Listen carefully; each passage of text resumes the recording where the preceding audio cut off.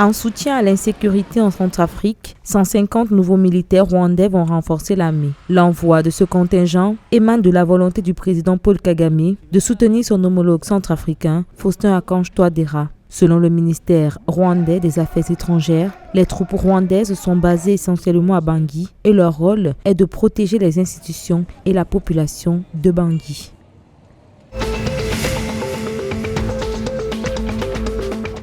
Le secteur pétrolier aujourd'hui est celui qui conditionne la dynamique de la croissance gabonaise, ce qui explique l'augmentation de 145% des revenus concernant les exportations de pétrole entre janvier et juin 2022, une hausse qui correspond à 953,5 milliards de francs CFA sur les 6 premiers mois de l'année, contrairement aux 389,1 milliards de francs CFA collectés la même période un an plus tôt. Selon les autorités gabonaises, cette embellie du secteur des exportations s'explique entre autres par la hausse du prix du baril de pétrole qui a enregistré une croissance de plus de 60,1% à $98 à fin mars 2022.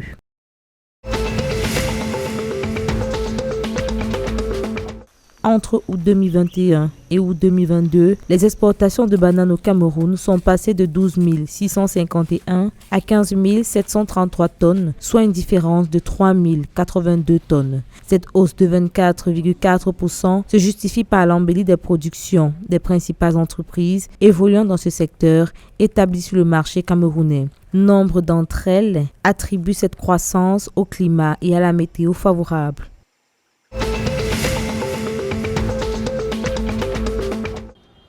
La pénurie de carburant en République démocratique du Congo a mené le ministre des Hydrocarbures, Didier Boudimbou, à prendre certaines mesures pour pallier à ce manque. Il s'agit de l'augmentation de Bus Transco, qui se dote d'une nouvelle flotte de 100 bus pour contenir la crise de transport. En termes d'essence, la consommation de Kinshasa passe de 1100 mètres cubes journaliers à 660 mètres cubes. Des mesures qui vont permettre de rationaliser la consommation en carburant afin de faire face à la baisse des stocks et d'éviter la rupture.